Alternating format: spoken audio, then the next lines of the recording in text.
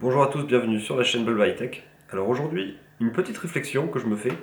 Alors le Mobile World Congress, donc c'est le salon annuel de tout ce qui est téléphonie qui a lieu à Barcelone, vient juste de se terminer. Donc on a eu droit à plein d'annonces sur Samsung, HTC qui ont sorti leur flagship, euh, beaucoup de modèles de téléphone.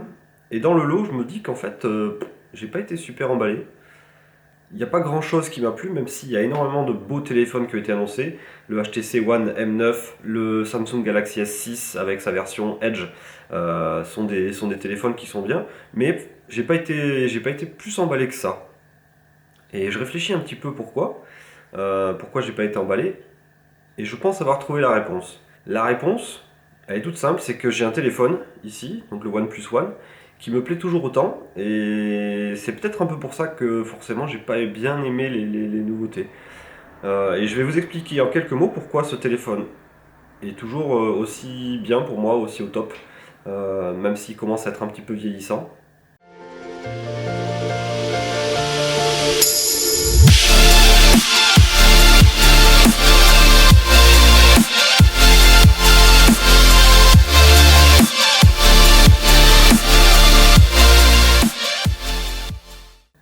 Alors tout d'abord, pour ceux qui ne connaissent pas le OnePlus One, c'est un téléphone chinois. Donc la marque c'est OnePlus et c'est le modèle One, donc leur premier modèle. Il y aura un OnePlus 2 dans quelques semaines ou quelques mois. Donc le OnePlus One c'est quoi? C'est 300 €, 64 Go de RAM, un processeur Snapdragon 801, donc c'était quasiment ce qui se faisait de mieux jusqu'à présent. Donc maintenant il est un petit peu dépassé par les 805 et 810. Il a 3 Go de RAM et il est vendu 300 €. Un écran de 5 pouces 5. En main, il tient bien. Et il a un revêtement qui est, alors on le voit pas ici parce que là j'ai une coque, mais il a un revêtement qui est un petit peu papier de verre. Donc c'est quelque chose qui est vraiment original sur les téléphones. Il a un grip qui est assez agréable. Les finitions sont vraiment bonnes. Et je vais vous dire maintenant pourquoi je trouve que ce téléphone est toujours aussi bien, d'après moi, et c'est peut-être une des raisons pour laquelle euh, j'ai pas forcément vu dans les nouveaux téléphones quelque chose qui me faisait vraiment envie. Alors tout d'abord, la prise en main du OnePlus One est superbe. J'ai eu des téléphones plus petits, j'ai eu des téléphones plus gros, et je trouve que c'est le meilleur compromis entre taille d'écran et prise en main. Ensuite, le revêtement arrière est quelque chose d'intéressant, je trouve, original, et finalement qui me plaît bien. Donc j'ai vraiment aimé ce revêtement, même si maintenant j'y mets une coque par-dessus pour le protéger, pour être sûr qu'il reste nickel. Mais ce revêtement est super agréable. Ensuite, son look, je trouve, est plutôt sympa. Donc il y a un liseré en métal tout autour. Je trouve que le téléphone est plutôt joli, même si finalement il est dans la norme de tous les téléphones du moment. Un autre bon point sur ce téléphone, c'est qu'il tourne sous Cyanogen Mode.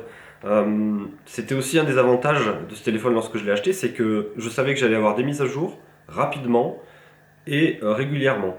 Pas comme d'autres fabricants de téléphones qui finalement mettent à jour une seule fois le téléphone et puis ensuite ils oublient, passent au modèle d'après, donc on peut plus rien avoir comme mise à jour. Donc là, le OnePlus One devrait passer sous l'Hélipop très bientôt, ce qui est plutôt une bonne chose.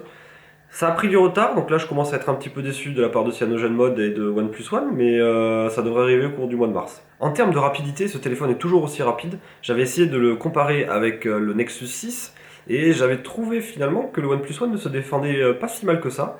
Il reste toujours aussi réactif sous KitKat. Les applications se lancent super vite, donc il n'y a vraiment aucun problème de rapidité. On est sur du haut de gamme en termes de processeur, en termes de RAM, donc rien à dire là-dessus, super bien au niveau rapidité.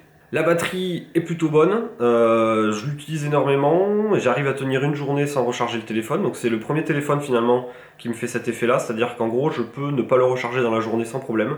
J'arrive le soir chez moi avec encore un peu de batterie et pourtant je l'utilise énormément, surtout entre midi et 2. Donc là-dessus c'est un super bon point en termes de batterie. Un truc dont je suis fan, c'est vraiment les 64 Go d'espace mémoire.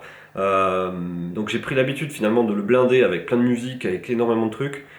Et c'est finalement un bonheur de ne pas avoir à jongler entre ce qui est dans le cloud et pas dans le cloud. Est-ce que c'est téléchargé, pas téléchargé? Est-ce qu'il me faut réseau, pas le réseau? Donc là, on se pose pas de questions, on peut charger, on peut blinder, on peut filmer en 4K et garder toutes les vidéos dessus. Donc c'est vraiment un bonheur d'avoir 64 Go pour ce prix-là. Pour information, si vous voulez aller voir les 64 Go chez Samsung, HTC ou l'iPhone, vous êtes aux alentours de 800-900 euros et pas à 300 euros. Le dernier point qui m'a vraiment plu, c'est tout ce qui est résolution d'écran. Donc on a une résolution d'écran Full HD, pour moi qui est largement suffisant. Le Quad HD, donc c'est la résolution 2K qu'on peut trouver sur le Nexus 6, sur le LG G3, ce genre de téléphone. C'est joli, évidemment, d'avoir plus de pixels. Par contre, sur ce genre de téléphone, je pense que ça n'apporte pas grand chose. Donc je suis plutôt satisfait finalement de la taille de l'écran que j'ai et de sa résolution. Tout n'est pas parfait sur ce OnePlus One évidemment. Il y a un point qui me chagrine, c'est l'écran. Lorsqu'on passe en luminosité maximale, ça a tendance à cramer les couleurs. Et ces couleurs restent cramées quelques secondes après, même si on a redescendu un petit peu la luminosité. Donc ça se sent des fois si on veut passer en pleine luminosité pour regarder une photo, etc. Il y a quelque chose qui va pas bien au niveau des couleurs. Et le dernier point sur ce OnePlus One, c'est qu'il ne supporte pas totalement tous les réseaux français d'un point de vue fréquence. En étant chez Sosh, il y a une des fréquences, je crois que c'est le 800 MHz, qui est pas supporté par le OnePlus One, et ça se ressent à l'intérieur des bâtiments. Donc dans certains bâtiments, en fait, je capte beaucoup moins bien que si j'avais un téléphone genre Nexus 6. Donc il a un débit un peu moins élevé, donc on passe de la 4G par exemple à la 3G, ou de la 3G plus à la 3G normale, à l'intérieur des bâtiments. Ensuite à l'extérieur tout va bien, j'ai trouvé ça plutôt bon. Donc c'est peut-être un des problèmes qui refroidira peut-être le plus de gens, cette histoire de réseau. J'ai switché depuis Sosh vers Bouygues Telecom récemment, justement pour voir si ça améliorerait pas les réceptions du OnePlus One dans les bâtiments. Les bandes de fréquences du OnePlus One sont bien plus compatibles avec Bouygues qu'avec Sosh, Orange ou SFR. Donc on verra bien dans les prochains jours si c'est une bonne idée ou pas. Voilà, donc j'espère que vous avez aimé cette petite vidéo sur le OnePlus One. Pourquoi je l'adore toujours autant. Pourquoi finalement j'ai testé d'autres téléphones et puis je reviens toujours à ce OnePlus One. Donc laissez vos commentaires si vous avez des choses à ajouter à ces différentes réflexions. Et puis je vous dis à une prochaine. Ciao!